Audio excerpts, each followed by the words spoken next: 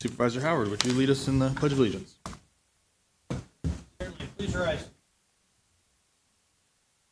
Ready? Begin. Pledge allegiance to the flag of the United States of America and to the republic for which it stands, one nation, under God, indivisible, with liberty and justice for all.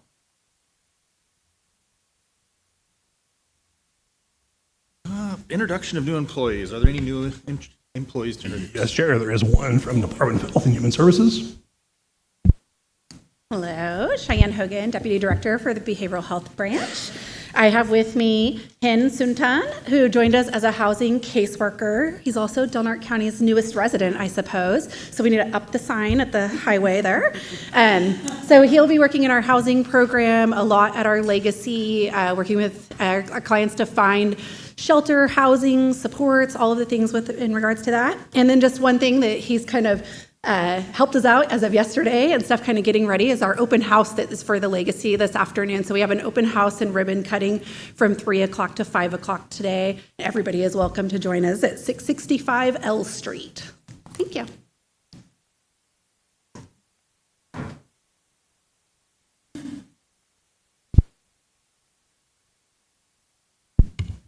Any others? Okay. Council, anything to report out of closed session? No, Chair.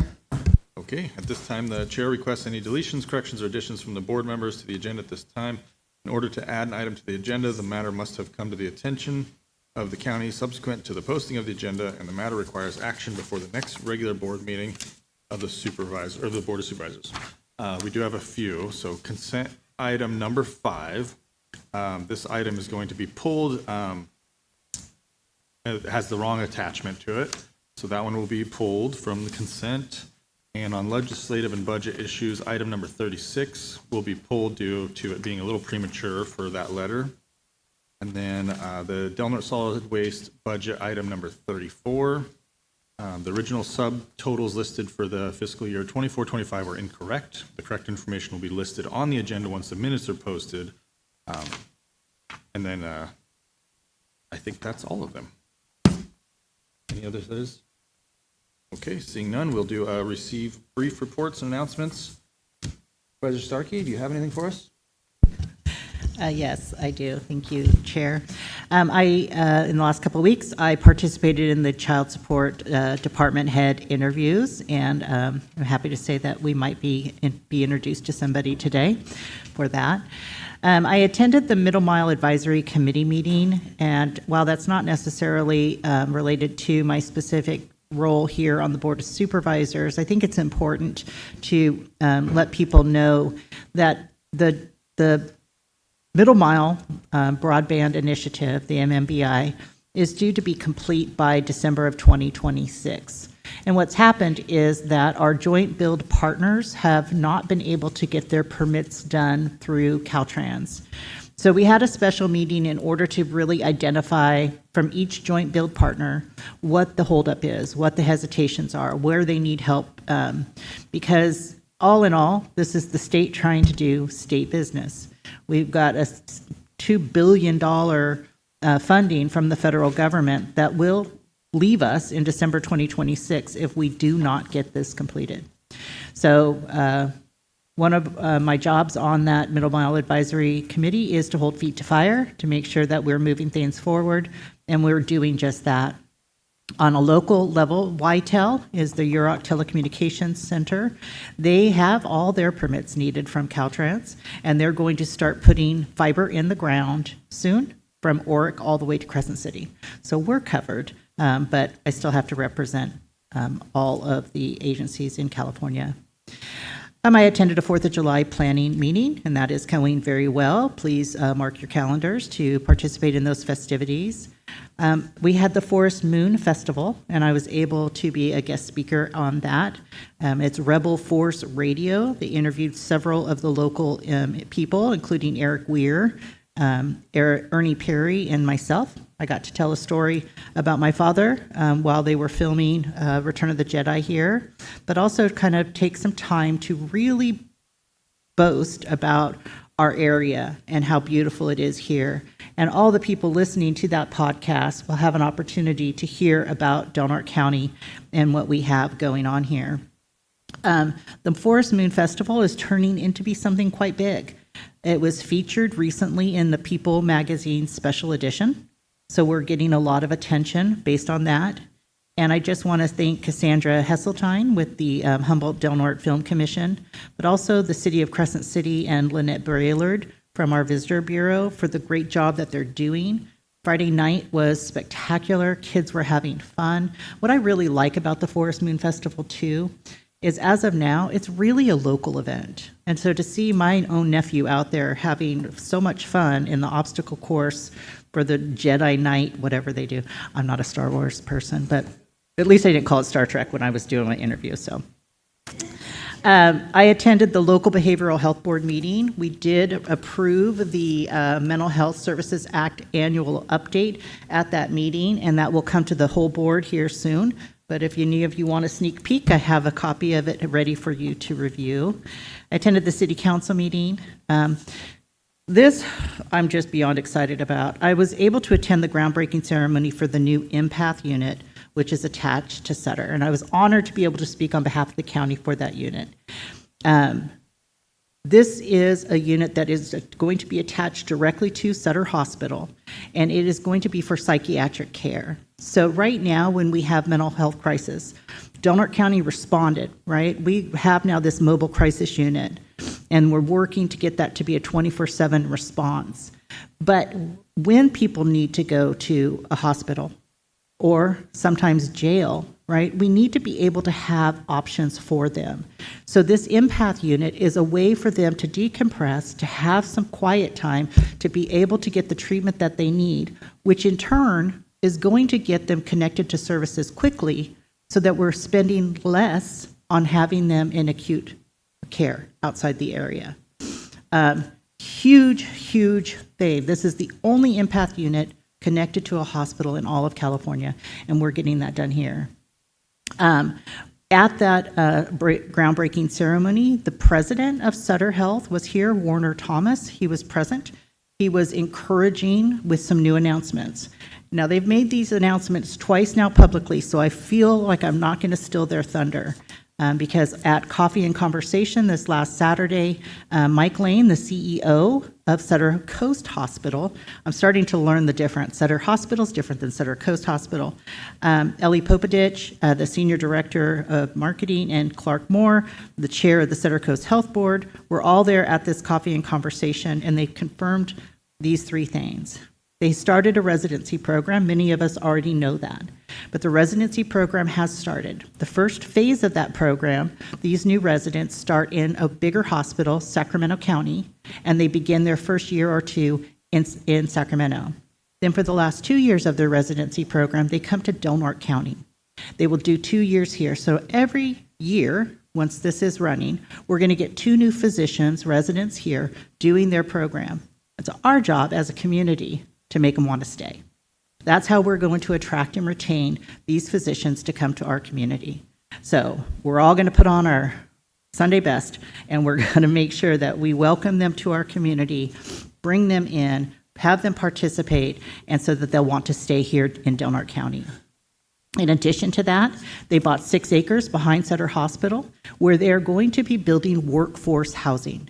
So not only for their new physicians that they're bringing in, they're going to have places for their traveling doctors and their traveling nurses until we can get steadily staffed. They also are looking at potentially adding housing for those long-term hospital commitments for the families, so like McDonald House. So they're looking to have a bunch of options for people here locally. How the county can help is that we can help streamline the process for them to be able to build this housing. So I'm going to hope that we can all pull together and work to get that done. And then finally, they purchased the white buildings across from the hospital, the strip mall across there, currently where Sutter Coast Urgent Care used to be, and some other are there. They purchased that whole entire building. And so in there, they're going to bring back urgent care there. They're going to have primary care there. They're going to have physical therapy there, and a host of other medicine-type programs, preventative medicine programs in that strip mall. So Sutter Coast is investing in this community, and I really do appreciate that. I appreciate Mr. Thomas coming up and being here to celebrate that with us. I attended the Del Norte County Fair Board meeting. I find that to be interesting. And then finally, I attended the Smith River Fire Department's soft opening of their new fire station, which is really a beautiful, beautiful facility. They still have a lot of work to complete and be done, but it is currently ready to roll. They need, I heard that they need to have a generator backup because those doors that open for the fire trucks to get in and out, if the power is out, those things are heavy. So we're going to be working with them to figure out how to get that generator back up. So that is my report, Chair. Thank you, Supervisor Starkey. Supervisor Howard? Thank you, Chair. I don't have much to report out. I was on a family vacation here for the last 2.5 weeks, but there were some things I did prior to and also returning as of Sunday last night that I will report out on briefly. Met with Amy Jester with the Humboldt Area Foundation on what's going on here in Del Norte from my perspective. Also had a discussion with Assemblyman Chris Rogers related to the Assembly Bill AB 470, the carrier of last resort. I know Supervisor Starkey also participated in that meeting. We did meet with McKinner and had some conversations with her about our concerns from a rural perspective, but in the end, it didn't really matter as the Speaker of the Assembly killed the legislation, so it's not moving forward anyway. So I guess we'll wait and see what happens next year to see if she will continue to pursue this bill. Also attended a celebration of sorts at Sutter Coast Hospital for their employees, and I appreciate the invitation from Mike Lane. It was great to help honor and support those that help serve our medical needs here in this community. And lastly, I attended last night a meeting put on by Lake Earl Grange where they invited the California Department of Fish and Wildlife to speak towards elk, but more importantly, wolf issues in the state of California. As many people may or may not be aware, depending on if you're looking at social media or the news these days, specifically east of the I-5 corridor, many counties have declared states of emergency as it relates to not timber wolf, but gray wolf impacts and threats to people within their community because of the distinct, I wouldn't call it fear or lack of fear of human behavior that would push the animals away from structures, their children, livestock, pets, etc. And there's been conflict. It's uncertain how it will be resolved based on the current status of the species in the state of California as endangered and how to deal with that status where you cannot potentially harass an endangered species in the state. So at that meeting were also Supervisor Borges and Short and Wilson, but I'm sure we'll be paying attention to this as the species becomes a lot more prevalent in the state. That's the end of my report, Mr. Chairman. Thanks, Supervisor Howard. Supervisor Wilson? Thank you. Since our last meeting, I attended the LAFCO meeting. We had discussions on issues that are currently dealing with LAFCO and coverage. We had presentations by the public on concerns of the library district as well as the harbor district. And as we are going forward, we'll report out any other issues dealing with LAFCO. And again, LAFCO is very limited in the action that we do. We just make sure that that the funding that these special districts are directed towards, that they are being handled appropriately, and but their individual boards are the ones that have to respond to most of the complaints that we've received, whether it's the library board, whether it's a fire district, water district, whatever. They each have or fair district, they each have their own boards, and those boards need to be addressed. The fair was one of the issues that came up on utilization of dollars, and the fair has two districts basically. They have special district that oversees in a board, and then they have the fair board itself. and both of them are engaged in this process of determination of utilization of taxes going forward. When the special tax was passed for the fair, a certain percentage was set aside. That set aside, what those special taxes set aside was to continue the utilization and continue the fair here in Delaware County. And they're dealing right now between the two boards as to putting a plan together for the utilization of that special fund dollars that was set aside, which is around $3 million. And so that was in discussion by LAFCO, and those going back to the fair boards to make the final determination as to what they're going to be utilizing those dollars for, and whether or not they're utilizing in the way that was directed by the initiative that set aside those taxes. Those are the things that are in consideration. Like the other board members, I did attend the wolf presentation by Fish and Wildlife, as well as the elk tag situation. They have opened it up to where property owners and it can be in conjunction with other property owners around you, but if you have 60 acres, that is a big kind of identified that families can get a tag issued to the property owners for elk taking. And the process is through Fish and Wildlife. Other than that, we haven't got any identified wolves in our area at this point in time, but we do know that they are in Siskiyou and Modoc County and have been moving around in those areas. My concern is that we do have a plentiful supply of game for them to be here. If they do settle and move in this area, which eventually we expect them to, areas where you have plentiful herd sizes like we do, and especially in areas where you have some concerns about the health of the elk because they have hoof rot disease, make them easy prey. Once the packs get settled, if you get a mating pair, because of the plentifulness of food, those packs tend to be very, very prosperous. They'll have pups, the pups will survive, and once you get to a certain size, another mating pair will break off and you'll have additional packs, especially if the food is plentiful. These is what happened in Montana and Idaho and Wyoming, where they were introduced. And once they get done with the herds, and that begins to dwindle, then it becomes a problem for ranchers and farmers. And so it takes decades for this to happen and go through that process. And right now, we don't have any mating pairs in our area. We haven't had any reports of the wolves in Delaware County, but you can track that on the Fish and Wildlife website. They do have a tracking system for the gray wolves that they have tagged, and they track where those pairs are and also where reports of wolves are being seen. So that can be tracked. Thank you. Thank you, Supervisor Wilson. Supervisor Short? Thank you, Mr. Chairman.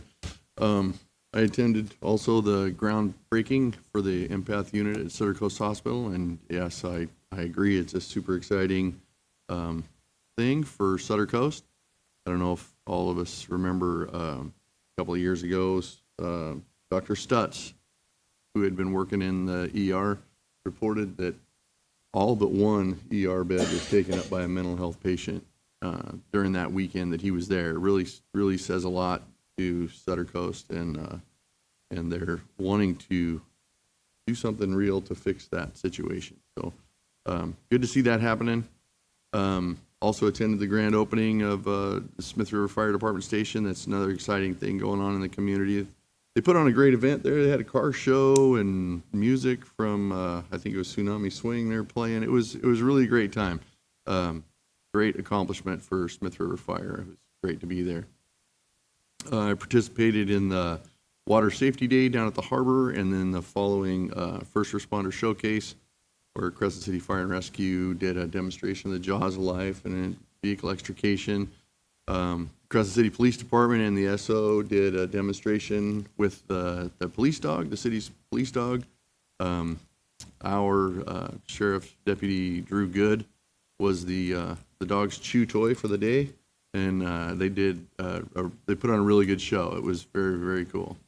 Would like to publicly thank A1 Auto Wreckers for donating the cars that we cut up. and also affordable tow for transporting them to and from the harbor for us. That was a great donation to the community event. I attended the local transportation commission meeting where we talked about the letter of support that has just been pulled from today's agenda. Just wanted to expand on that we've learned that at this month's Transportation Commission meeting, they will be programming the $40 million, or at least District 1 will be requesting that they program the $40 million for design phase of the Last Chance Grade project. And come January or March of next year, then the district will be asking for CTC to allocate that money. So this letter will be coming back in anticipation of that meeting, not this month's meeting. So I attended a special meeting of the Board of Coast Regional Airport Authority where we, among other things, interviewed candidates for the position of the airport director. So we did make a decision and an offer will be made, so we'll see how that goes. And that's all I have, Mr. Chairman. Thank you. Thanks, Supervisor Short. I just had one thing I want to do. One thing I wanted to touch on was. See? We knew Linda was going to fall off. Don't get your hopes up too high. I just had one thing. I received a whole lot of phone calls of a potential blight growing issue out on the Bay Meadows area across from Pine Grove, across from the old Kubler's building, if you're familiar with that. And I just wanted to touch on it and let everyone know that code enforcement is fully aware. They should be removing one of the travel trailers that's been abandoned out there. I know there's multiple boats that the tongues have been ripped off and they can't remove them. They're waiting on our cleanup crew that's very swamped right now on some other projects. And the potential trailers that are being rented out there, we're working on it's on private property, but working on contacting them and getting that cleaned up. So I just wanted to point that out and so let everyone know that that's being worked on because I received a lot of complaints on that. So with that, we will move on to consent agenda. Let's see. And at this time, comments from members of the public may be heard at this time regarding matters on the consent agenda only. Do you have any public comment on consent agenda items?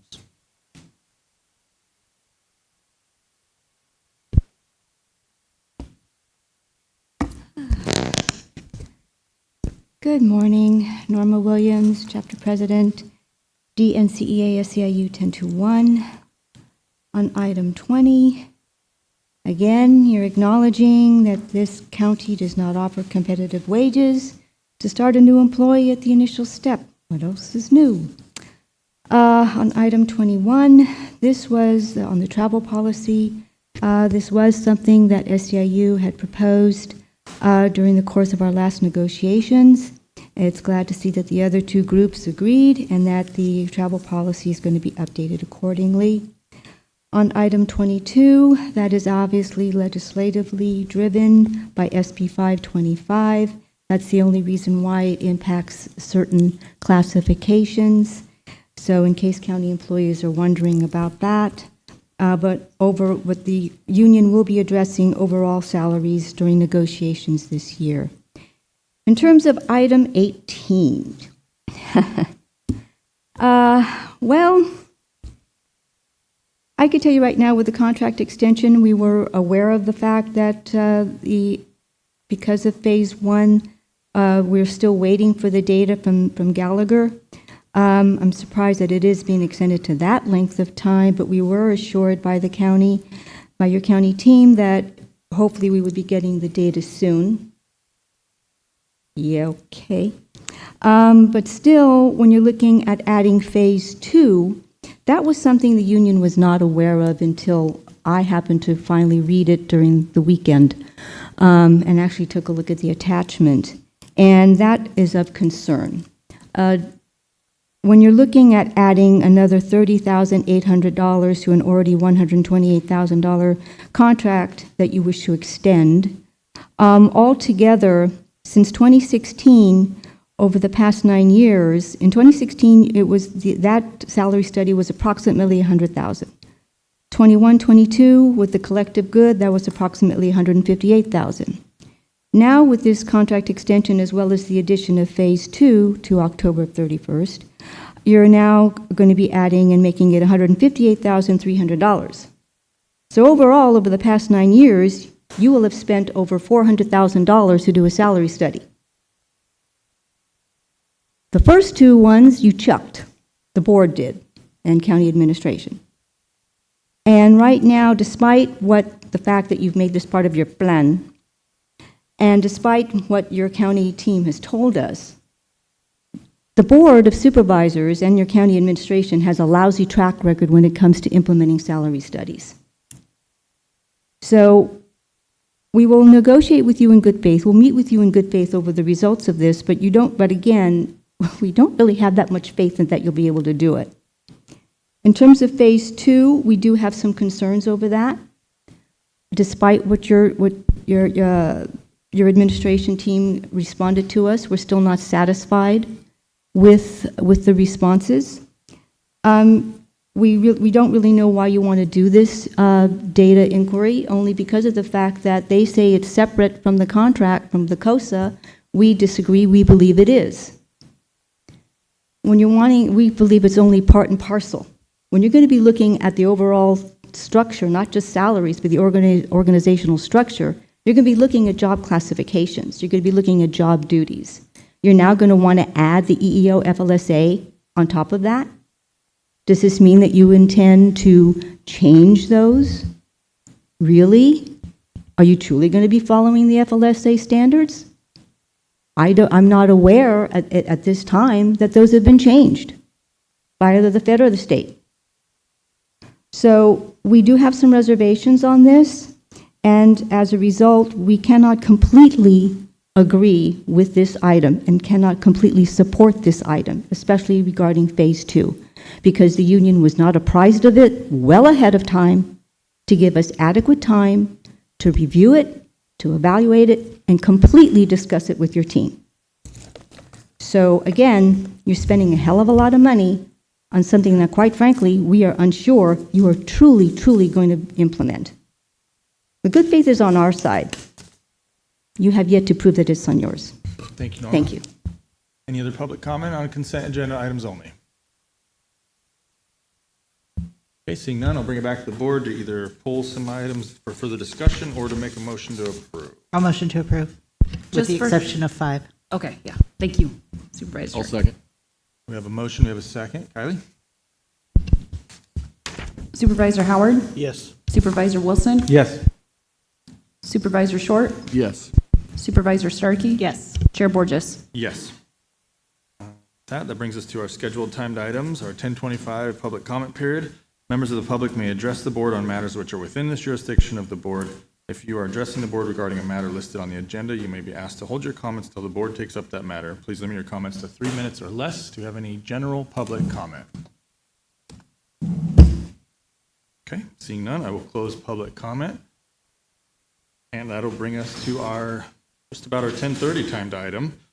We were receive an update on the Delaware County Jail Rehabilitation Project and provide authorization as requested. All right, good morning, board.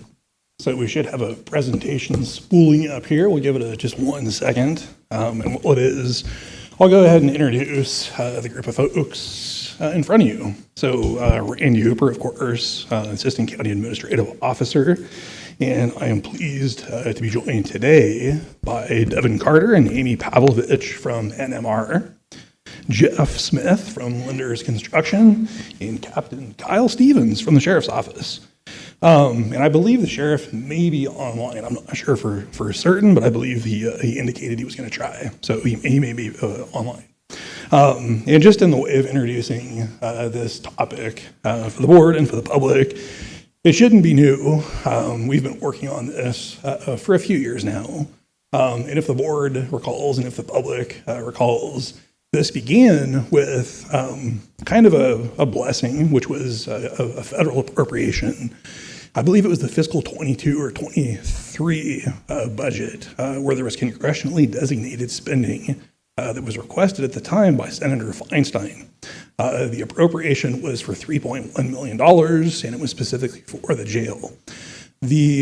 The origins of that request had to do with a bigger kind of vision for what needed to be done in the jail, but under the congressionally designated spending, only 3.1 could be provided. So it kind of left us in a little bit of a quandary for how we would address what we understood was going to be a larger set of issues within the jail. That leads us to today, and really the last few years, where we have been progressing on a design, and I don't think the mouse is working. Oh, there we go. So, just to, again, back things up a little bit, the jail originally was constructed in the mid-'60s and then expanded in the early and mid-'90s. Obviously, it's an older facility. We understand that there's operational and infrastructure issues largely related to the age and the time that it was designed and constructed. The current layout of the facility limits the ability of the county to support a modern standard for safety, healthcare, and rehabilitative programs for individuals in custody. Recent facility reviews have really kind of emphasized this, but it's also identified opportunities for safety, efficiency, and adaptability of the jail environment to be better provided for jail operations as well as inmates, obviously. This remodel project is part of a strategic investment in long-term public safety, facility resilience, and the responsible stewardship of infrastructure. And as I noted in my introductions of the people that are with me up here this morning, through a competitive procurement process, we've contracted with NM&R architects and engineers out of Reading, which is Devin and Amy. And then we've really been, in a very helpful way, assisted from a project management and a construction management perspective, hopefully here soon, by Jeff Smith of Lenders Construction Services of Eureka. As the board, I believe, is aware, because a few of you were part of this group, there is a capital improvement and an infrastructure technical advisory committee that was formed as part of kind of the reimagining of these technical advisory committees. And then as a subgroup of that specific TAC, the board has authorized a jail rehabilitation working group. So the working group consists of kind of a holistic group of county departments, including administration, probation, IT, obviously the sheriff's office, building maintenance, and then again with assistance from NMR and lenders. So in the way of an introduction, I'll go ahead and leave it there, and I will turn it over to Mr. Carter of NMR for picking up where we're at. Thank you very much. Devin Carter, Nichols Melberg Rosetto Architects. Just to give you a quick overview of our firm, we've got 75 employees, 4 offices, primary offices in Reading. This project's being served out of our Reading office, Chico, Monterey, and Santa Rosa. And we're super thankful for this opportunity to come up and work in this community. We've had a chance to work on a few projects now, and this is the one that's probably been the longest relationship, working with the sheriff's office and with the CO's office. And we worked for about a year and a half, which Randy will touch here at the end of the presentation about the funding to help procure funding for this project. And what you see on your screen here is kind of the laundry list of items that were identified by the California Board of State of Community Corrections. And they're the authority having jurisdiction over jails, juvenile and adult detention facilities. Amy and I and Jeff have been working on a series of facilities over the last 15 years. And so coming into this, each jail has their own problems. And what we did is try to identify the areas that we can make the most impact with the dollars that we had to work with. And so on the bottom left-hand corner, I don't know if this cursor, nope. Do I get a pointer? Is there able to get a pointer? No? Okay, that's okay. The bottom left-hand corner is what we identify as pods A through C, and you'll see some images here in a minute. That was our primary focus. We're also doing work in the blue area, which is kind of center bottom, identified there in the drawing as the visitation mental health area, and then kind of the central location, which is the reddish color, is intake. And the main items that are identified are really poor sight lines, and yeah, we'll get into the solutions on the next page here. So the primary focus, the building's kind of split up in two pieces. There's that central corridor that's running down the middle from left to the right. That's the 1964 jail, which is the primary focus of where we're working. The 1990s tends to comply with current standards. The improvements that we're making, this is showing the improvements. We really kind of clean up the main thoroughfares through the jail. The bottom left-hand corner is turned into workers' housing into a dormitory-style housing. We have 8 beds in the bottom left-hand corner, 12 beds on the right, and it's got a shared dormitory-style housing. The lobby, we provide accessibility for wheelchairs and that sort of thing, which we don't currently have. And then the intake area, it looks like just a bunch of boxes, but it really streamlines the way that you can process people as they come into jail through intake, which takes a series of steps. I won't get into the details at the moment. So this is currently the existing intake area. Kind of difficult to see some around the corners. We've got kind of the bar style holding cells. This is a rendition of the new staff station that has visibility for staff as they come into the facility, and then also behind from the shot is a view down the holding area. This is a picture of pods A through C. I don't know which one it is, probably A. We've got issues with HVAC, windows leaking, finishes failing, and as you can see, furniture has lived its life. You also see kind of the old style holding cells. Each one of those spaces holds 2 people. So in the proposal, we show a day room that's open, shared between the 2 dormitories. This is existing condition again. And then a proposal of one of the sleeping bunk rooms.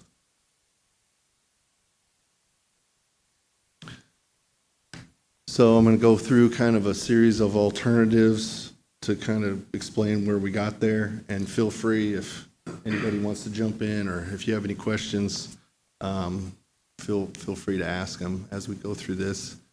So you ask, why would we put all this money into an old jail? Why don't you just build a new one?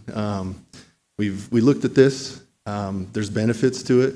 You don't have disruption of the current services that are being provided. We don't have to relocate inmates during this time. But the big problem is the cost is upwards of $40 million, and we don't currently have the funding for that. So the next alternative is looking at doing this remodel that we've just shared with you, but doing it in a multi-phased fashion, meaning the construction is done while the jail is in operation. Looking about $20 million for that. Benefits is you don't have to relocate staff, don't have to relocate inmates, they're able to work there. But the downside is you're kind of trying to construct while running your jail operations. Increases the cost of construction because the contractor isn't free to move through the space, and little safety risks with working around the inmates. Which leads us to the direction we're leaning is the single-phase construction. It's the lowest construction cost, which we're showing an estimate of $10 million.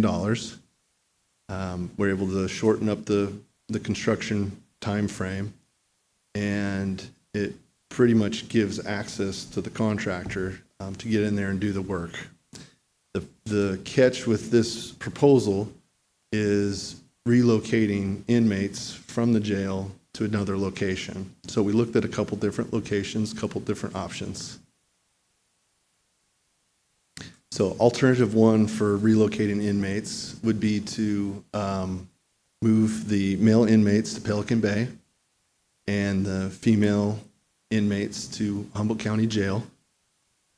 That comes in around $8.5 million. In addition, that is just for the housing for a year. Pretty expensive. A lot of it is transportation to courts, transportation to medical, to and from both locations at a daily basis, extremely expensive. Looking at another alternative, which led us to a $1.1 to $2.1 million cost, and this is looking at taking the existing juvenile hall and using it as a temporary holding space for the jail. There's the costs associated with that are some upgrades that have to happen to that facility. The standards for juvenile corrections is a little different than adult detention, but it's not much cost there. The other reason for the cost is relocating the Youth Opportunity Center and the Youth Probation Services that currently operates in that space so that they can operate in another location. Which leads us to kind of a big picture schedule. So what you don't see at this is the work that's come all the way up to this point. We're showing the time frame as of today, and we anticipate completing architectural and engineering design by the end of the year. Be able to go out and award the contract to a contractor through a competitive bid process and start construction. Can't quite see that.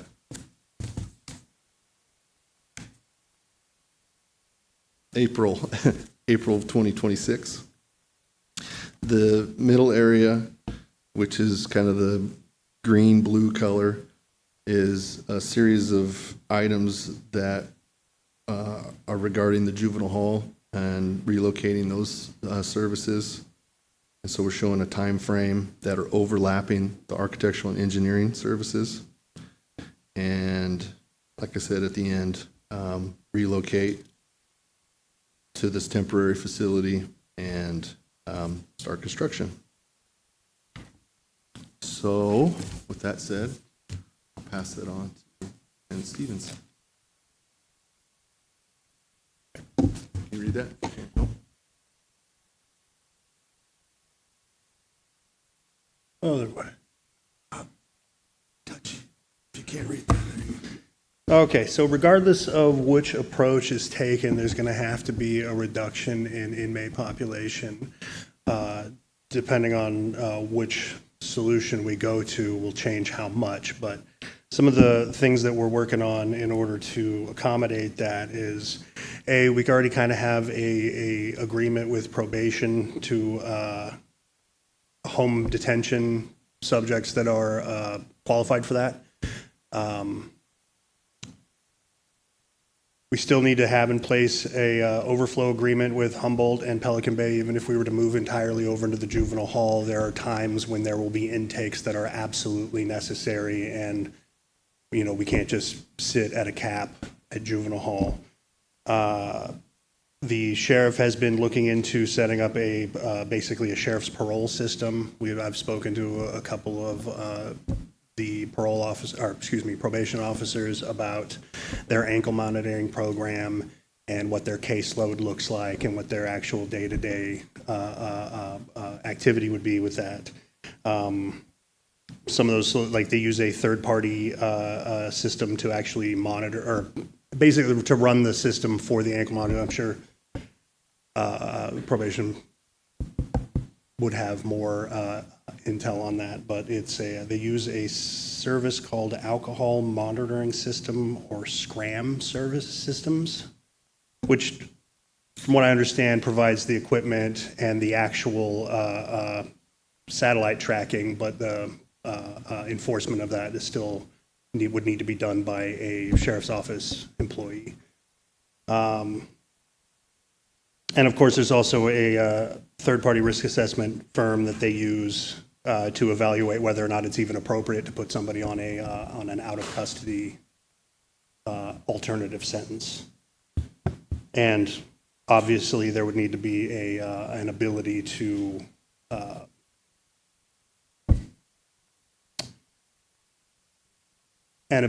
bring that person into traditional custody if they are failing in an alternative system. So we would need space for that and have a plan for a hierarchy of who stays in the local facility versus any sort of contract that we would have. And that is my portion.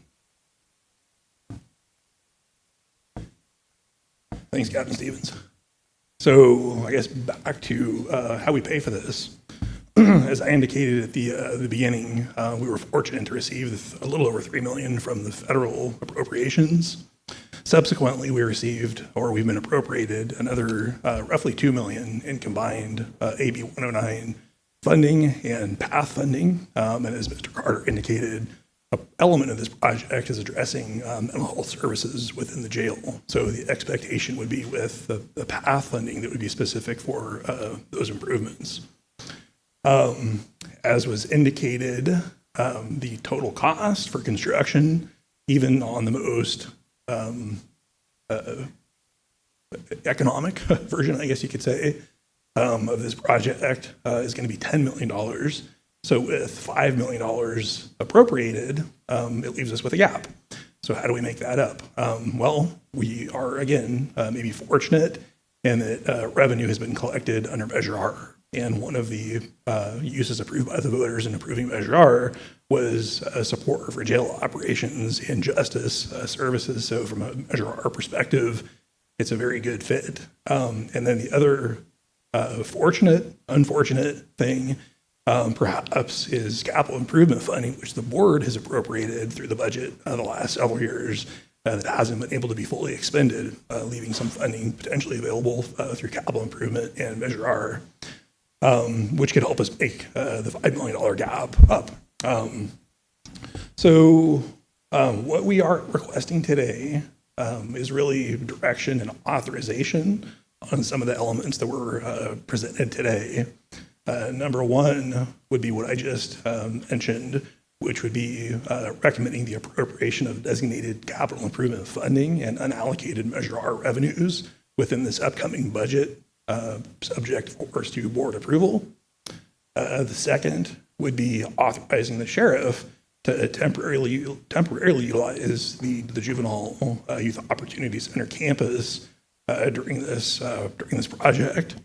And then lastly, authorizing administration to work with probation on finding a solution, because they're part of this too. Obviously, the services that are being anticipated and even currently provided within the Youth Opportunity Center will need to be provided for at another location.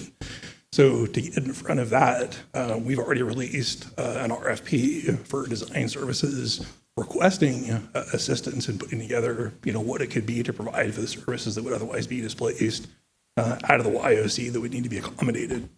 So again, this agenda item was presented today in order to update the board on really the progress that's been made on nearing completion of design, and then hopefully getting some direction on some of these pieces to really let us move forward with whatever the next steps are going to be.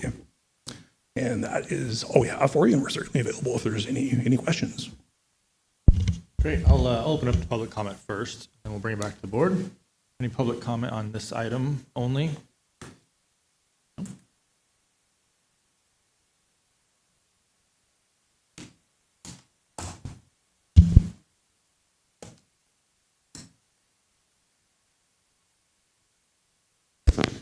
So I'll keep my comments brief, and I'll admit that I've been very conflicted on how to approach this and what to say. The county is facing extraordinary difficulties with the jail, and that can't be minimized. And as you've seen through the process, probation is involved at many different steps in this. Our partnership with the sheriff's office to try and control jail population using different tools and the abilities that we have, so that we're not duplicating services and spending money that we don't need to when we have those things available. So that'll be an ongoing thing. The biggest challenge for us is obviously our juvenile services. And I don't believe there's any animus on anyone's part in the planning of this and the presentation of what the recommendation is. And were I sitting in your seats, I know what I would vote, because there are significant community and public safety issues that we have to address. However, as chief probation officer, with a juvenile division that has gone through multiple very significant changes over the last several years, this is a big deal for us. And I guess I would ask you as the board to take that into consideration as we go through this process, because frankly, I don't want my staff living out of a bag, trying to do what they need to do for the kids and the community. I want there to be stability so that they can step into their roles every day, not just expecting that, well, this will be the case for now and then we have to go through this whole thing again. I would like more than a temporary solution. And you know, caveats attached to that, because this is a temporary project too. But that's what I would ask you. I don't want my staff, my team, to be used as the pawn in all of this. And again, that's a strong term. So cover this whole thing with a whole host of caveats. So that's what I would ask. That's what I would like to bring to your attention, and know that I will be doing this on a very regular basis over the next several years. So thank you. Since Lonnie's up here, can I ask a question? Yeah, go ahead. So, and I'll have other questions of you as well, but when we need to book in minors, we just recently had a shooting. That kid is 17 years old. They're going to transport him up from Sacramento to here. If we convert this now into a temporary jail for these purposes, where would we book that minor to process him in order to transfer him out to whatever facility? Because even if he's tried as an adult, he still needs to be housed in a juvenile hall until he's 18. Correct. Yeah, and that's a consideration that we've discussed on the work group. That's a need that we have and we can't skate by. What we're talking about is a temporary detention situation. And so technically we don't need, high security locked doors, those things. We need a place to hold youth securely, both during arrest, but also after transport when we're bringing them back for court visits. Some of the considerations that the sheriff had to look at if they were housing people out of county as well. So that's what we're doing with our kids right now. We'll need secure space to do that, but it is doable outside of a cinder block, high security door situation. Did you have another question before Lonnie goes? Okay. Any other public comment on this?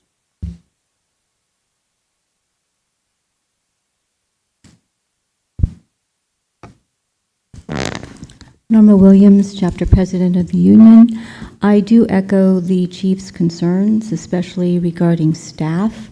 It is in our contract. I believe the reentry officers are stationed at the hall, currently at the center. So it is in our contract that they are to be given advance notice. I believe it's 2 weeks' notice if they are to be relocated to another location. So that is something that obviously needs to be kept in mind here when that happens. If you're going to relocate them to a temporary area, they'll have to be given advance notice.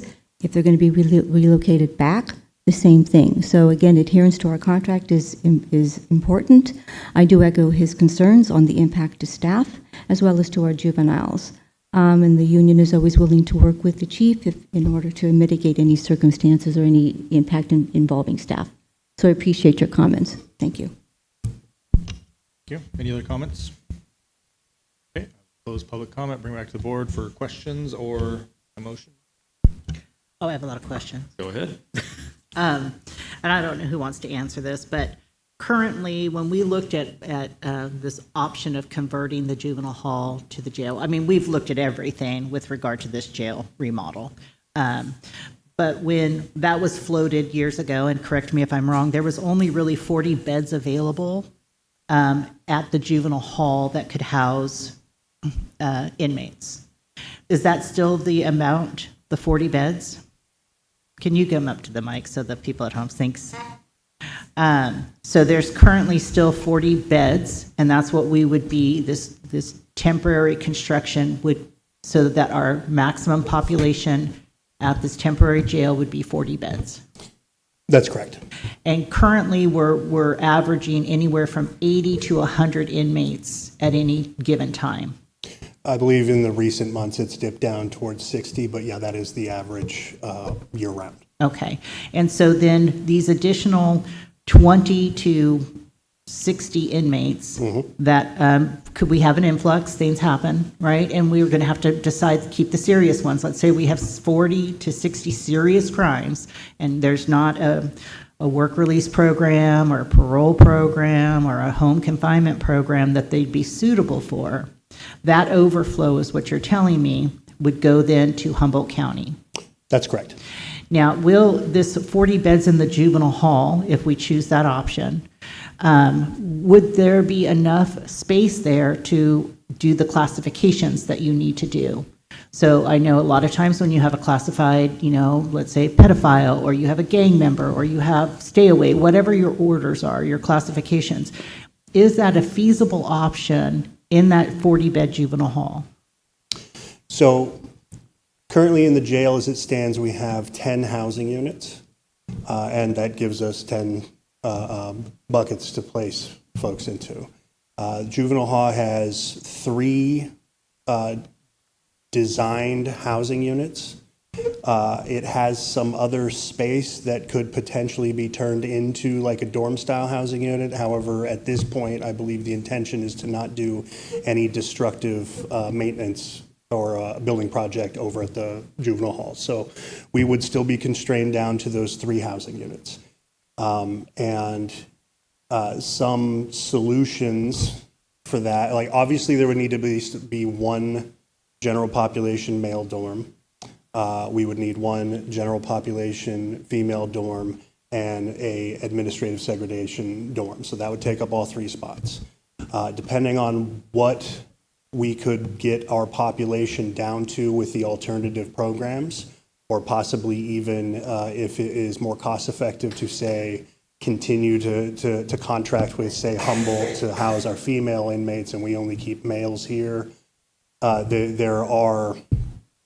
These are the things that we have been discussing in the meetings. So from your perspective, and I assume you're representing the Sheriff's Department. Yes. From the Sheriff's Department's perspective, cost-wise for us, it's the juvenile hall. But would Pelican Bay be a better option at $8.5 million compared to the $1.1 to $2.1 million if we chose juvenile hall? Because what I guess, and I'm just going to do a compound question here, is to do the Pelican Bay Humboldt for $8.5 million, how many inmates would that be able to, what's the capacity for that? I don't believe I was given a tangible number. Yeah, we were discussing what our current average daily population was. Potentially, Pelican Bay could have much more space. We could increase our population if we were to contract that way. However, they charge a per day, per individual rate. So every person we added to that population stack would increase the total cost at the end. I believe that that 8.1 million estimate was based off of that rate. So if we were to have our current daily population split between male incarcerated going to Pelican Bay and female going to Humboldt, that would have been what the cost was. So obviously, if we were to, well, not obviously, but if we were to those numbers could potentially change if we were also to do that along with alternative sentencing, such as ankle monitoring or work furlough or those types of things. Okay, this gentleman has something to say. And to piggyback on that answer, one of the important parts with relocating over to juvenile hall is we're able to continue to keep jail staff. Whereas if you relocate everybody to Pelican Bay, that staff has the staffing does not relocate to Pelican Bay. It would be California Department of Corrections staff. Correct. Okay. Well, that's a big concern too. But, okay, so then with the juvenile hall costing 1.1 to 2.1 million, does that factor in what our costs to run a jail regardless are? Or is that in addition to the costs that we run our jail currently now? I didn't. It's okay not to know. I mean, but I'm just kind of curious. I'm trying to wrap my head around. So it's a good question. Okay. The numbers that are presented are reflective of numbers that would be generated in excess of kind of above where we're at now. So either construction costs or relocation costs because we're being charged a daily bed rate from Pelican Bay or Humboldt County or whatever. So we would still have the regular operational costs that are already part of the budget. I think, does that answer your question? Yeah, no, it does. I'm just trying to really weigh out which is a better option. Number one, not only from a financial point of view, but also from how this is going to impact the employees to make sure that they remain employed. Are we going to have to decrease employees because there's only 3 units instead of 10 units? I mean, like, we have a lot to juggle here and think about. So, I mean, it's a lot of information for me. I'm looking forward to hearing what my colleagues have to say because I really don't know the best approach with just right now. Kyle, looking at we'll take today's population as a case study. Okay. We talk about the alternative placements and to reduce our population using those kind of ideas. But those people that would be put on alternative placements are likely your lower level offenders. Correct. Taken as a group. In juvenile hall, you say you have 3 sections. Let's just say we ship all the females to Humboldt County, which would be more costly. It seems like to me 2 general population dorms and an ADSEG, I shouldn't say dorms, 2 general population sections and an ADSEG section is not going to be enough for the different classifications that you'll have left over after you get rid of your low-level offenders. You follow what I'm saying? You've got your high-level offenders that will need more levels of separation from the rest of the population. Is 2 general population dorms going to do it? I said dorms again. Yeah. Housing sections. I didn't mean So to say you're dorms. correct. It's not just 2 general population dorms and then an administrative second. We also have a protective custody housing unit that needs to be considered as well. That was my point. So it doesn't seem like 3 sections are going to be enough for the sheriff's office to house the remaining jail population. Yes. The absolute bare minimum of our sentence population and anybody facing large felony cases could fit within that space. But you're correct. Not all GP housing units are the same. There are splits between those just because 2 individuals who will otherwise follow the rules and be respectful will fight if they're together. And those are also separations that need to be taken into account. I don't really have an answer for you. It is a smaller, the alternative that we were discussing in the different phased setups is reducing back to just the new side of the jail, which would give us 5 housing units, which is 2 more different separators, but not that much more space. Plus all of the utilities that we use in the rest of the jail, the visitation, the intake and all that, that would need to be reproduced out in the parking lot. And we would have to basically give them that section of the jail to work in. So it's Other than the very expensive solution of handing it all up to another facility, population has to be reduced regardless. To that end, where were we at? What were our numbers during COVID? During COVID, we rode at about 80 daily, but that's hard to compare because a good chunk of the population was taken up by people who had state sentences, but the state was not intaking for almost 8 to 9 months. So when normally we'll have between 4 and 5 people that need to go to state prison at any given time, we had 40. And so that was eating up half of our space in the first place. Yeah, because I know during COVID, at least some of the time, you were running in the 40s.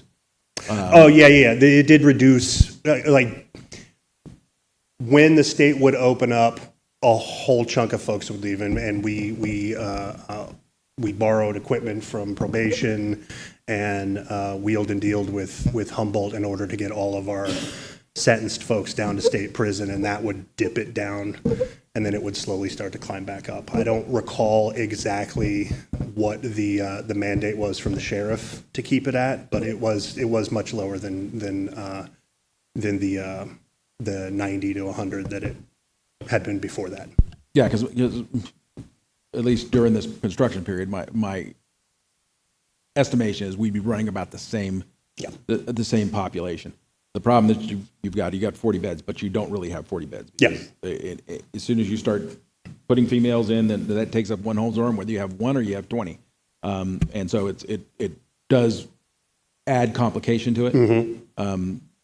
My only recommendation is work on those contracts because I can see through the process that we would have to move certain prisoners that are just basically serving out their time. They're not going to court. They're not being, they don't have attorney visits. They don't have any of that.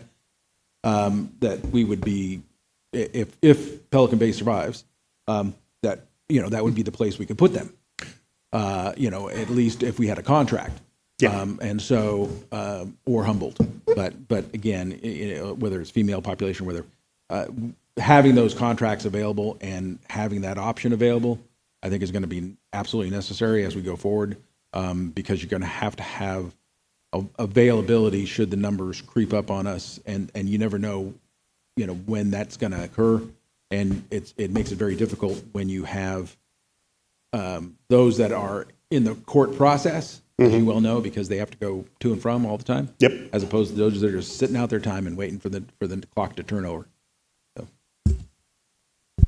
So you mentioned possibly one of the options was using the newer side, but services would be impacted, or areas would be impacted. What areas would be impacted that you would have to relocate in the parking lot, or however you said it?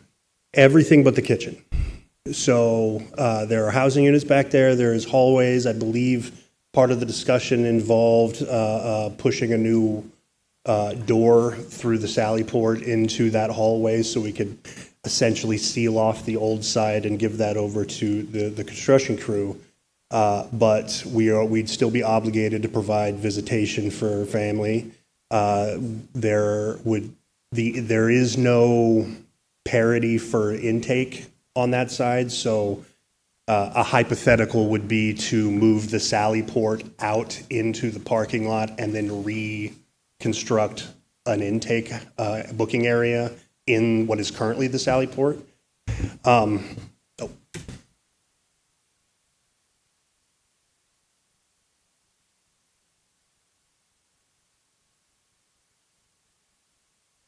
There's a map.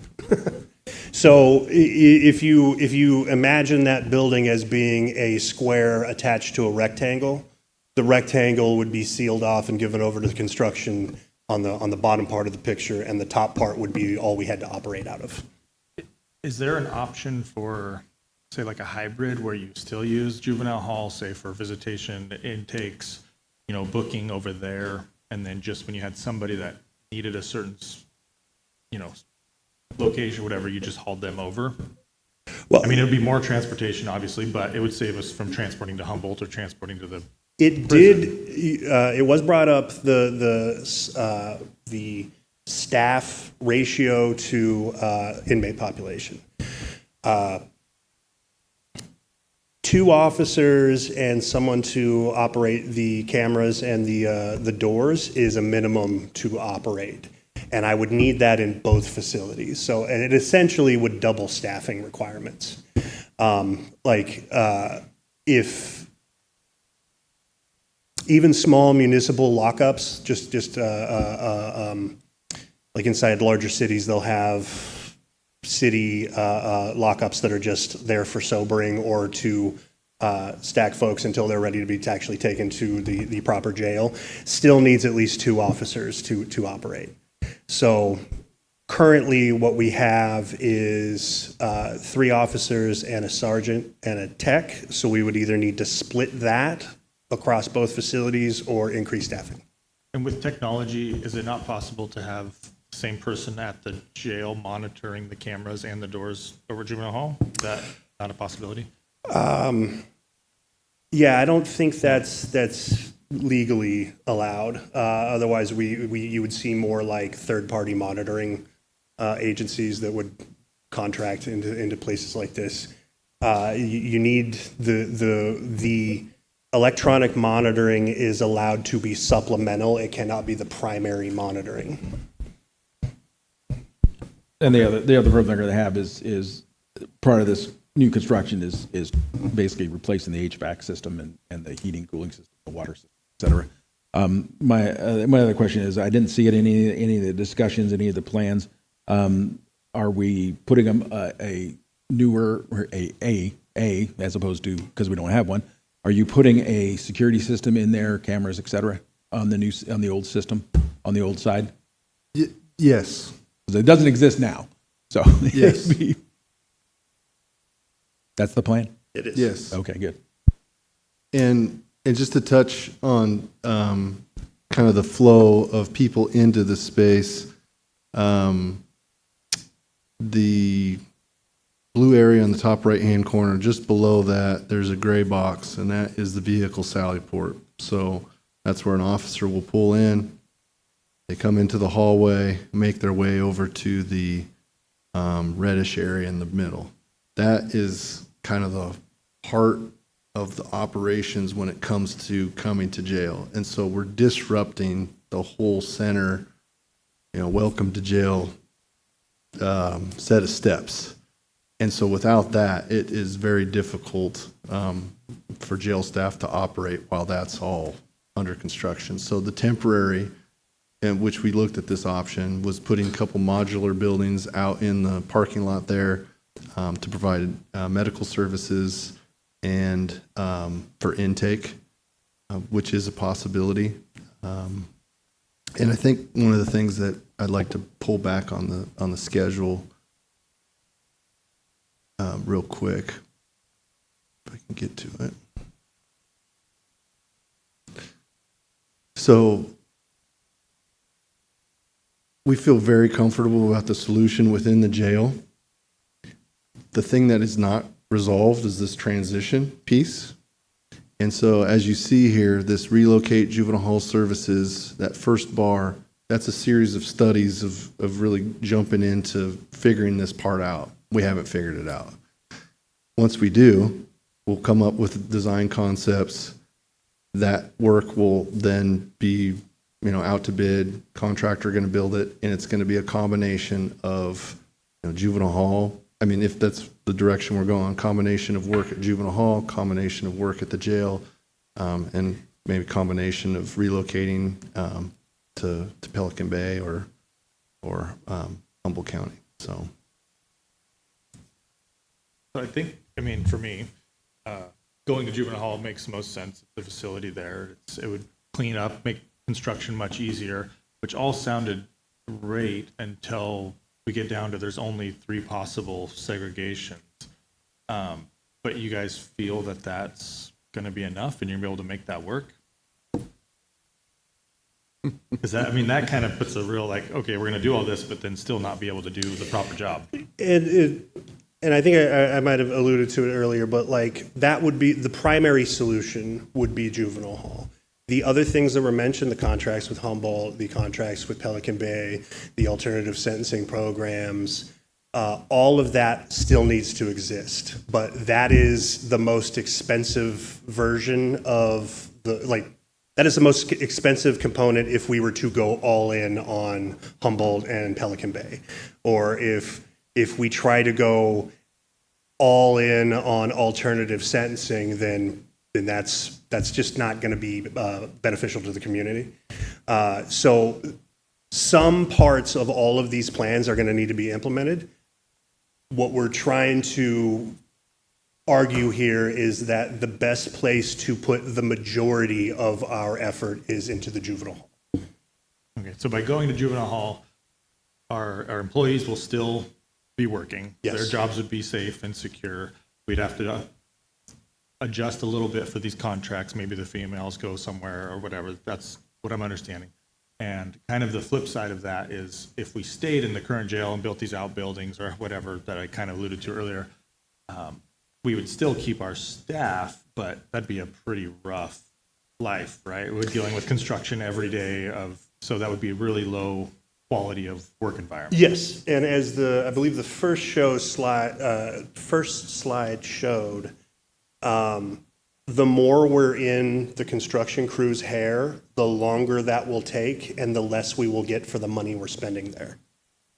Okay, that makes sense. Do we have any other questions? Supervisor Starkey? I just want to say that, and I want to be completely transparent. I have wanted jail alternatives in this county since I became on this board. I've been pushing for work release. I've been pushing for parole, work furlough, home confinement. I think those are good solutions. So this would answer that request that I've wanted. I've also made it very clear that I don't think the juvenile hall is the very best place to have a youth opportunity center given the institution-like setting. With those things said, if we go with what is being asked of us for board direction today, I'm hoping that this administration will work very closely with probation to find a suitable location for them so that they feel comfortable. I don't want them to feel like they're being tossed aside once again, that they are having a place, they have input into where they need to be so that they can provide the services to our youth that they are currently providing. So with that, unless Supervisor Howard wants to say something, I was going to make the motion that we authorize the county budget team to recommend appropriation of designated capital improvement funds and unallocated Measure R revenues for the fiscal year 25-26 final budget to address any remaining jail project funding gap, with the caveat that we are still working on the state with the BSCC funds to get more money. I'd like to authorize the sheriff to temporarily utilize the county juvenile hall youth opportunity center to secure operations during the remodel period. Authorize county administration to work with the probation department to identify and prepare temporary accommodations for the youth opportunity services and programs impacted by repurposing the county juvenile hall during the jail remodel construction period, which shall be considered part of the overall project and authorization of funding. I will go ahead and second that motion. I would like to say to our probation chief that, and the sheriff, this is not going to be comfortable. But to use your words, I don't want our employees living out of a bag either. So be transparent with the board. Let us know what's happening in your world. You know, we don't get to live with you. So, but we want to stay, at least I do want to stay involved in knowing what's happening as this moves on for both the sheriff's office and probation. So I thank you for that. Okay. There's nothing else. We have a motion. We have a second. Kylie, would you pull the vote? Supervisor Howard? Yes. Supervisor Wilson? Yes.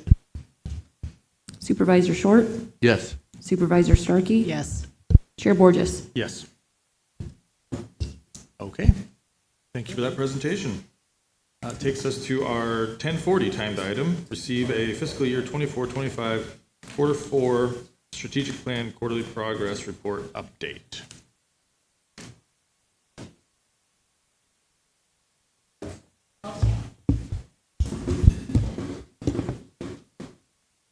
strategic plan, right?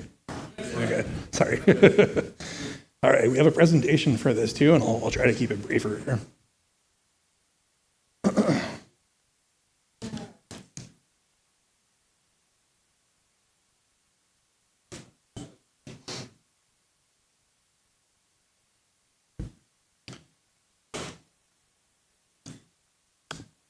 Okay, so strategic plan. This is your quarterly 4 update. You received 3 previously after the adoption of the original plan. So yeah, 1 year in. Just to reiterate some of the basics without getting into too much detail, in adopting the plan, the board established vision, mission, and values for the county. Those are shown on your screen, and you've heard it before.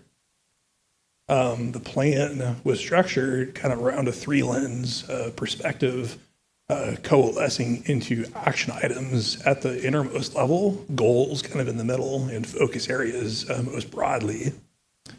Within those focus areas and goals, the 4 that were established as focuses of the board in this plan had to do with county staffing and capacity as focus area number 1. Infrastructure and economic development is focus area number 2. Law, justice, and homelessness is focus area 3. And then focus area 4 was on general governance and budget. In terms of the progress, which again, this is a progress report, as of the preparation of this presentation, this being a 5-year plan, we were 35% complete here as of the 4th quarter. Within those focus areas, county staffing and capacity, 28%, infrastructure and economic development, 38%. I think that says maybe 36. Law, justice, and homelessness, 39. General governance and budget, 38. And year 1 will be complete as of June 30th of this 5-year plan. So I think we're making pretty good progress. It's a very broad plan. I think I've shown this schedule before. Within each of those focus areas and goals, we had specific action items that were defined and kind of scheduled out on when they would be implemented. If you recall, I guess right about this time last year, rolling into 24-25 Q1, there were actually some items that were able to be included within Q4 of 23-24 that would either be completed or carry into future years. So this is a really busy schedule with a lot of things included. You've heard it all before, so I don't want to get into the minutia. But I will just note items that were completed were progressing towards completion this year. Notably, under goal focus area number 1, I should say, the comp study and the structural analysis. It's getting there. It's progress is being made. It's been delayed, as has been discussed here, for some forces, I would say, that are a little bit beyond the control of anyone, unfortunately, but it's still very, very good progress, and the data is generally there. It just needs to be kind of made ready now for consumption.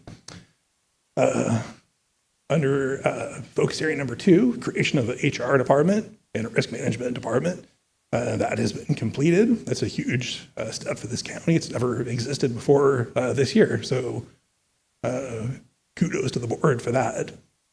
Similarly, the board took action to establish an economic development services position this previous year that'll be under administration. That is completed. A job description has been fully developed and will be presented as part of the budget for 25-26. There were several Measure R projects that were completed, and you'll see those at the Veterans Hall and at the courthouse and the jail, kind of across the road. Homelessness. Prior to this year, it was an ad hoc committee, and by definition, ad hoc means temporary, and I think the board understood that homelessness was going to be an issue that was going to be a little more persistent than something that could be provided for under an ad hoc approach. So it was formalized into a standing board technical advisory committee. Implementation of the enterprise resource planning system, or the ERP system, is well underway and anticipated to be rolled out with fiscal year 25-26. And again, this is a huge undertaking involving essentially every department of the county, but primarily the auditor's office, the IT department, and administration. And then lastly, embedding strategic planning into your process and your culture. You've adopted a plan. Every report that gets presented to you now includes an element of how that action ties into strategic planning.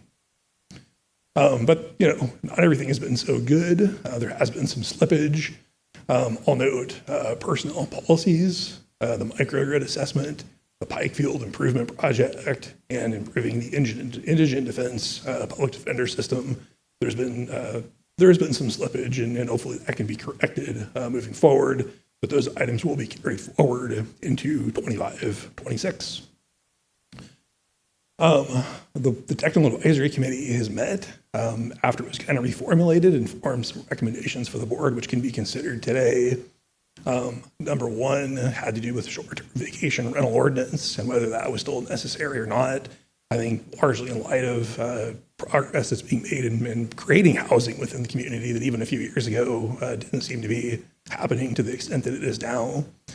Revisiting the county property cleanup action item. This had to do with some specific funding from the state under the Clean California program, which I believe under the current state budget is under a bit of risk for appropriations. There's been discussions over which direction ultimately the county perhaps should go on indigent defense. Should there be continued effort in recruiting for a county public defender that can then manage the public defender contracts? Or should there just be an increased effort in improving those public defender contracts and expanding those indigent defense services? Supervisor Wilson brought forward the idea of including some consideration moving forward with respect to artificial intelligence for county services, how that could be leveraged, maybe some risks, but it isn't included in the plan currently, so it was presented as a TAC. Recommendation is perhaps something for the board to consider. And then under, I would say, general governance and budget, this would be something that could easily slide in. Given the uncertainty at the state level, given the uncertainty at the federal level, just continue to monitor those external factors and be poised to do whatever needs to be done for the county to be prepared for those changes.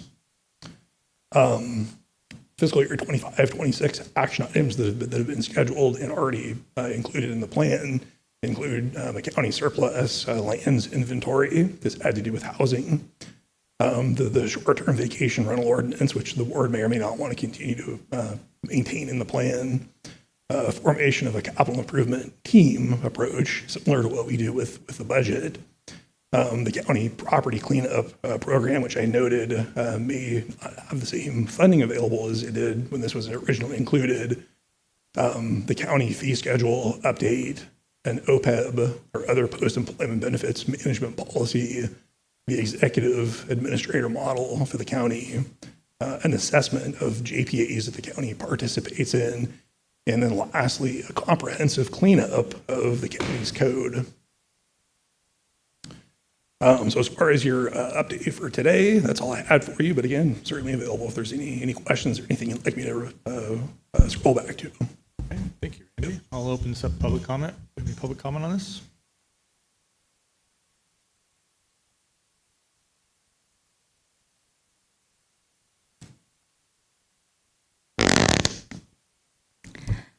Like sands in the hourglass, so are the days of this plan. Obviously, the union has made it very clear what it thinks of the employee part of it. So many things have yet to come to fruition if they do at all. We don't have 100% faith that it will. In terms of the economic development, as a community member, county resident, I'm definitely interested in that. Definitely would like to see some, I would say, collaboration with the city and with the harbor in regards to that. Obviously, there's vast improvements that need to be done to this county in order to attract tourists, in order to also attract people to live here. When Supervisor Starkey spoke about Sutter Coast, and what they want to do with the acreage that they bought. That's all well and good, but we need to offer something for people to not only come to come here, but also to stay and live here. And right now, we don't do that in terms of permanently staying here.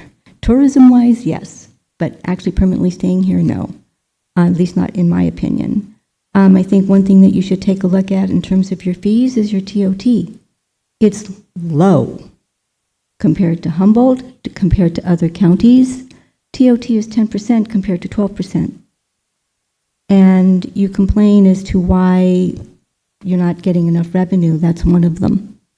I think that's something that I know that we've discussed, county employees have, and also the union has. But again, it's up to you to make that step.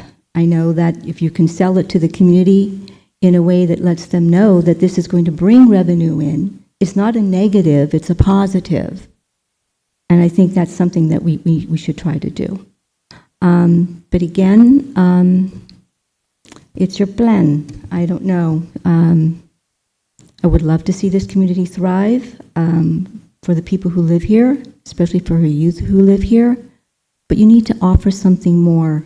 And unfortunately, I still don't see that vision yet materializing, even amongst yourselves. I think there's too many special interests here, both here and from outside. I think you have local as well as outside public interests or landowners who have an unfortunate chokehold on the commercial property here, which is the reason why you have so many empty lots and so many dilapidated buildings. Thank you. Okay, close public comment. Bring it back to the board for any questions, comments. Okay, seeing none. Thank you, Randy. Okay, that takes us to our 10:50 timed item. Receive an update on the general relief program from the Deputy Director of Social Services.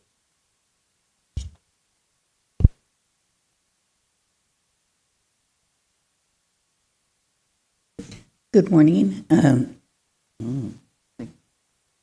Dorothy Wadlow, Deputy Director, Social Services.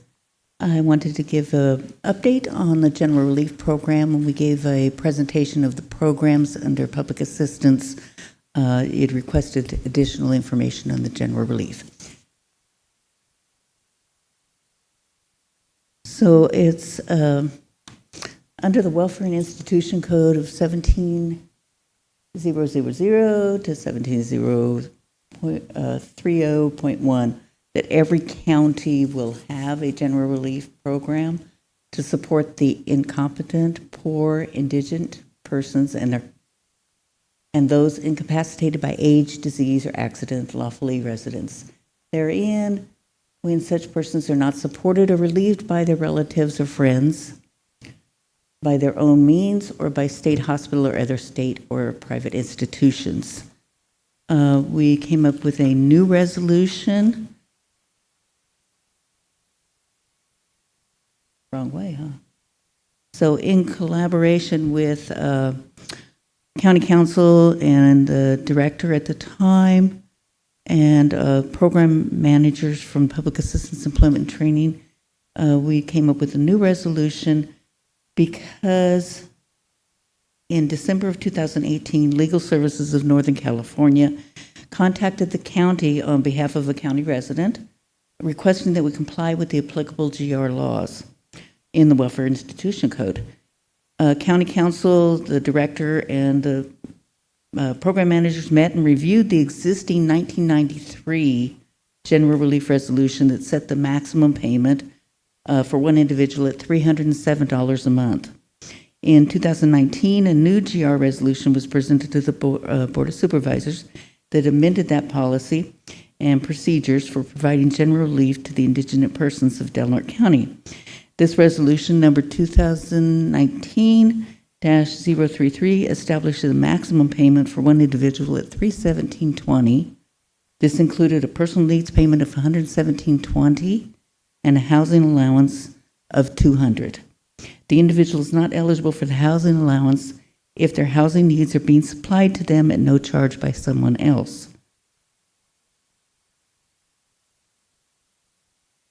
The program changes that took effect. Under the old resolution, we were doing payments through a voucher or warrant. If they had a landlord, we would pay it to the landlord for their housing expense, up to the $200. Or we gave vouchers that they could go to, back in the old days, Shop Smart and Ray's and get and purchase needs there through a purchase order. We now put it all on the EBT card so that they can withdraw it as a cash benefit. Sanction period was 30 days, 60 days, and 90 days if they weren't following the steps that they needed to follow as employable or unemployable. And then we changed it to 90 days and 180 days of a sanction period.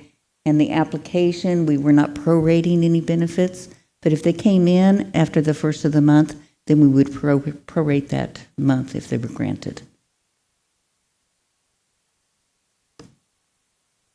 Under the old resolution, then we had, things that counted, $50 for cash, stocks, and bonds, and the new resolutions is $100. Personal effects, there was no allowance for personal effects, went up to $1,000. Vehicles, it was $500 Blue Book value, and we changed that to $2,000 because $500 was barely registering in the Blue Book even. And other personal needs, jewelry, things like that, defined as nominal, and we gave a $250 amount on that. Dorothy, can I ask a question Yes. while you're on that? Sure. So you're saying that, if you could flip back one slide. Go back. Yeah, so you're saying that currently somebody comes in and they need assistance. Mm-hmm. If they have more than $100 in their bank account, they don't qualify. Correct. Okay, thank you. I just wanted to make sure I understood that. Yes.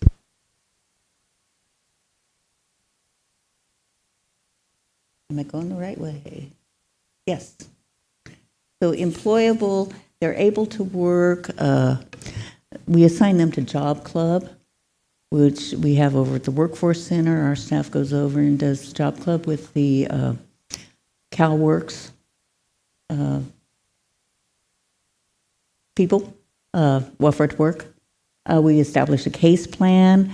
They're required to do job searches, minimum 10 a week, 10 unique a week, and then the next week it could be, a repeat of the 10 or whatever, but there isn't a lot of employers here, and so if we're requiring 40 in a month, you kind of go through them. Unemployable, they're awaiting a disability determination. They've applied for Social Security, and they need to continue with that process of whatever they're requiring them to do, either, go for exams or appeal or whatever until they are granted.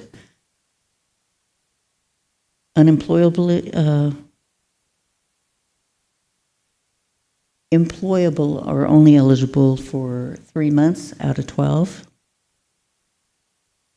And the unemployable are eligible until they are granted Social Security benefits or disability, or if they are turned down and appeal and still turned down and they don't pursue it, then it becomes employable, and then we go back to the 3 months out of 12.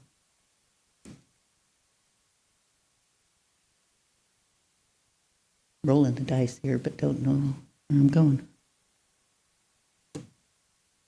Oop. Pardon? Oh, I was giving it away that I wasn't. I think I'm going the wrong way. Yeah, determination of need.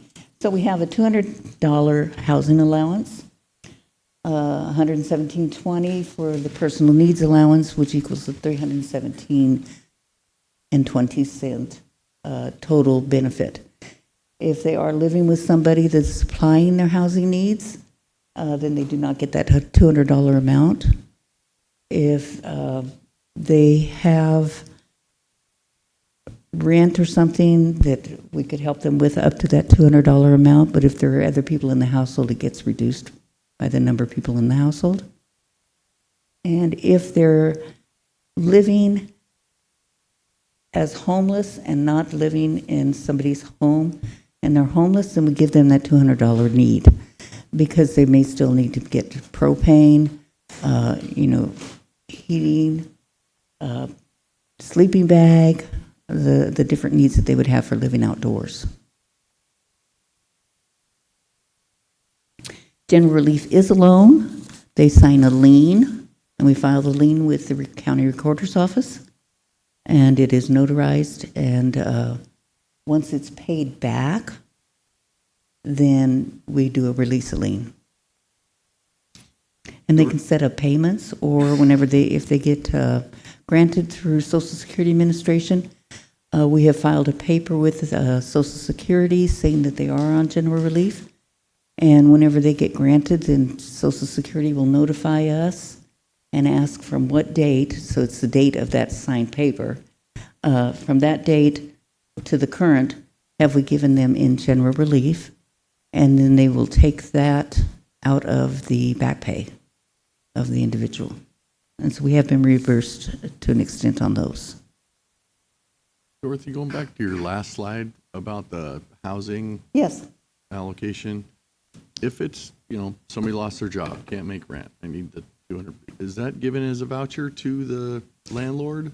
Or is everything put on the EBT card now? Is it just like cash? No, if they have a landlord, then we could do it as a warrant. Oh, okay. Yeah, directly to the landlord.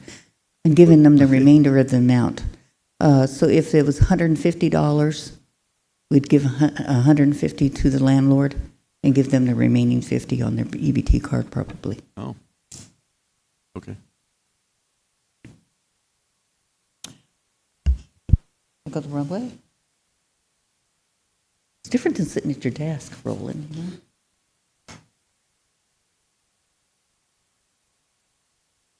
The employable versus, I've already gone the wrong way. Okay, so we have that lien process, and then we also recoup some of the benefits back from Social Security benefits. We've had people come in and set up payments to pay us back, and that they would come in every week and pay us a certain amount too on it. So it's county comparison, the highest paid benefit is in Santa Cruz County with the 807. That's with the housing and the personal needs. The lowest paid is LA with 221. Our maximum is 317, and 40 other counties pay higher GR benefits than Del Norte County.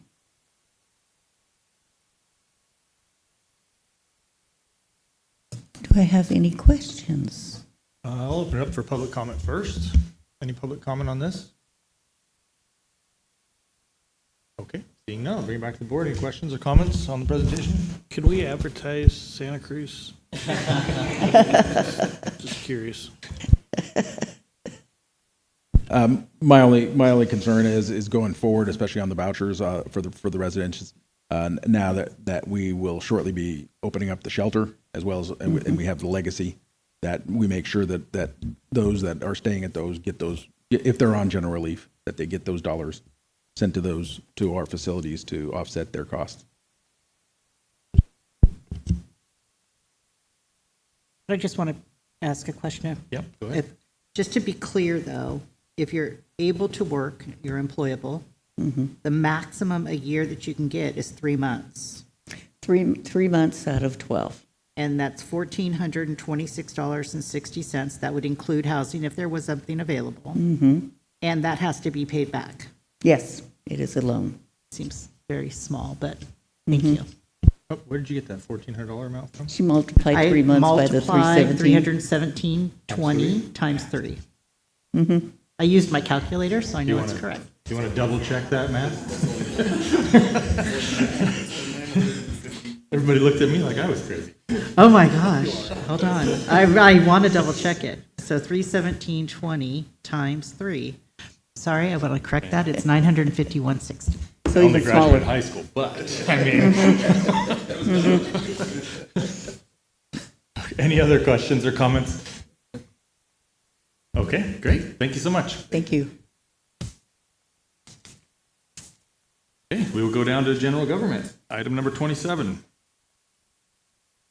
Number one is introduce and read by title only an ordinance to add to chapter 19.02 and section 19.02.10 related to the adoption of state fire hazard severity zone maps to Title 19 Fire Safety Regulations of the Delaware County Code. Number two, set the ordinance for adoption at the June 24th, 2025 regular meeting of the Board of Supervisors. And number three, direct the clerk of the board to publish the pre-adoption summary of the ordinance and post a certified copy of the full text of the proposed ordinance in the office of the Board of Supervisors. Both publication and posting must occur at least 5 days prior to the board meeting at which the ordinance will be adopted, as requested by the Director of Community Development. Like we have a choice, I will move that we adopt this as it was read into the record. Thank you, Heidi. I will second. We have a motion. We have a second. Heidi, did you want to add anything, or you're okay with that? No, I have nothing to add. Okay. Thank you. Do you have any public comment on this? Okay, seeing none, bring it back to board. And Riley, we have a motion and a second. Would you pull the vote? Supervisor Wilson? I will vote yes, even though it is ridiculous. Supervisor Howard? Yes. Supervisor Starkey? Yes. Supervisor Short? Echoing Supervisor Wilson's sentiments, yes. Chair Borges? Yes. Number 28, review and consider for approval recognition of 4 years of verified prior full-time government service for the Deputy Director of Public Works incumbent as requested by the Director of Community Development Department. Move to approve. Second. Motion and a second. Any public comment? Seeing none?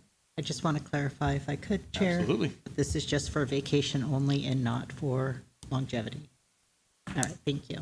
It's what it was last time. I just wanted to double check. Okay. Seeing nothing else, Kylie, would you pull the vote? Supervisor Howard? Yes. Supervisor Starkey? Yes. Supervisor Wilson? Yes. Supervisor Short? Yes. Chair Borges? Yes.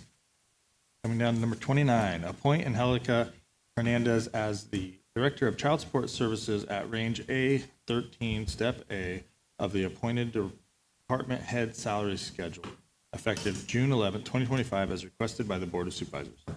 Move to approve. Second.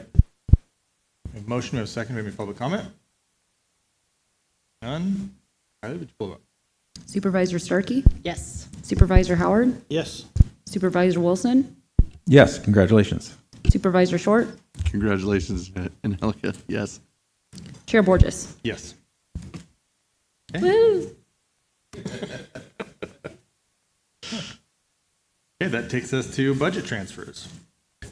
Number 30, approve and adopt budget transfer number 05-10 in the amount of $49,879 within the Roads Division budget to allow for the transfer of funds from the department allotment into an interfund miscellaneous for the purpose of returning Title III to the correct budget as requested by the Director of Community Development. And number 31, approve and adopt budget transfer number 05-12 in the amount of $148,382 within the 101-231 Sheriff's Office budget to cover the cost of 2 vehicle replacements to be reimbursed by insurance, less any deductibles as requested by the sheriff. Mr. Chairman, I move we adopt both budget transfers 05-10 and 05-12. We Second. have a motion, we have a second. Do we have any public comment?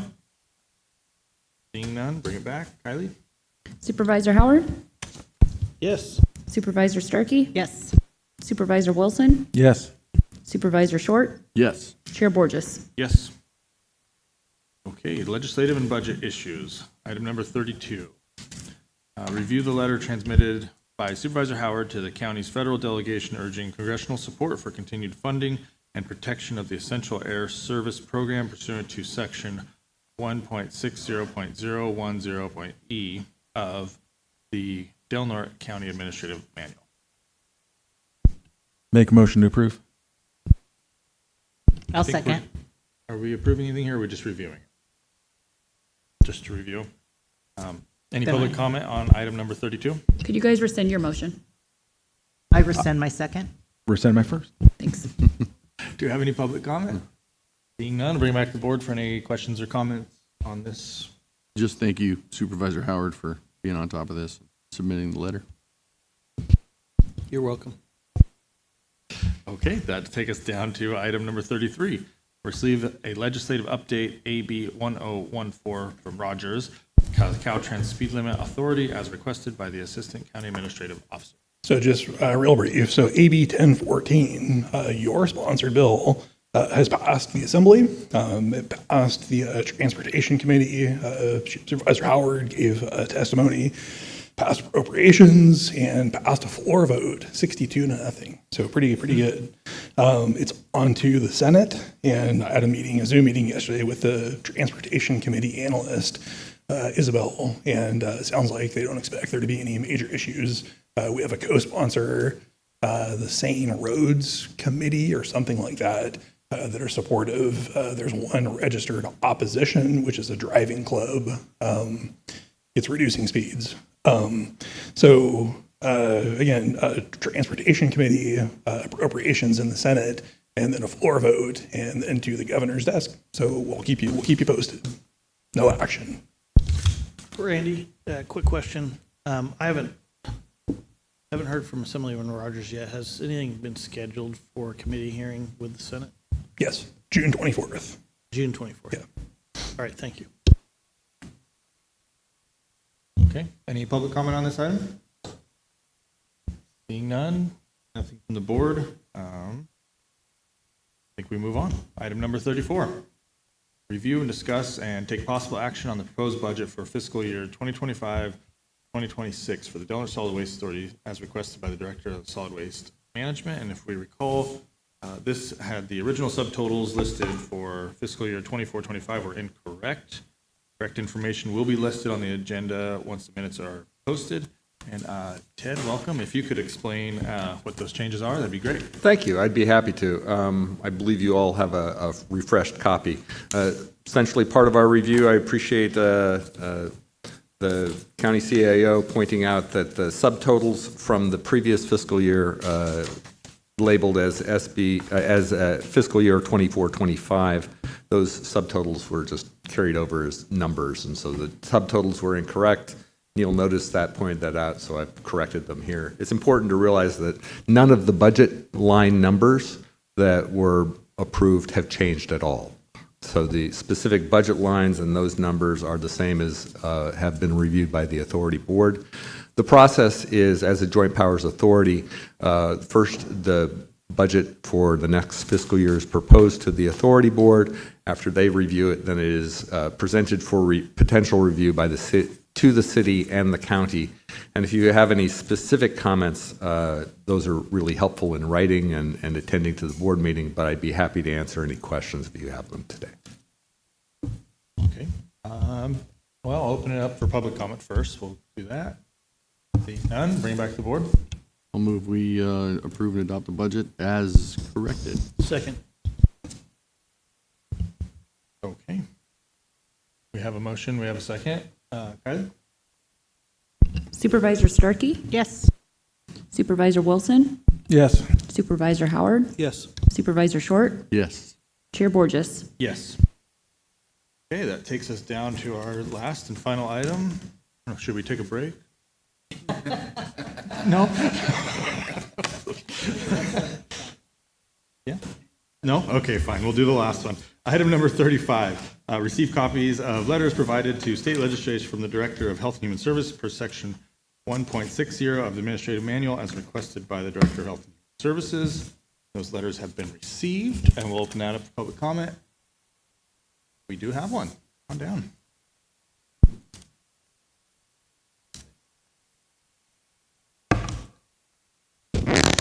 Norma Williams again. I do appreciate the director actually sending these letters, though, of course, these were done prior to the legislature actually having released their summary. That was done, I believe, yesterday. Both the State Senate and Assembly have released their budget summary.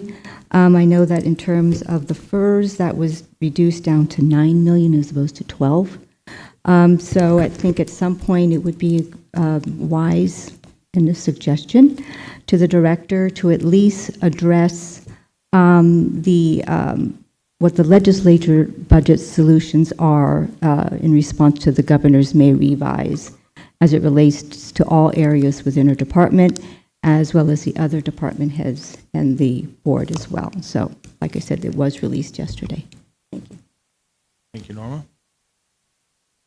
Close public comment. Back to the board for any comments on this item.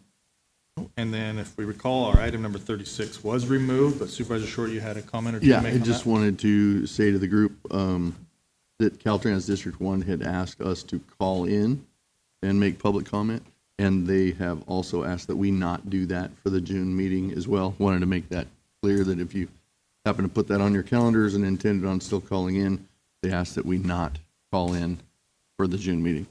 Just wanted to make that clear. Thank you. Okay, thank you. And with that, I will adjourn this meeting to our next meeting, June 24th. Thank you.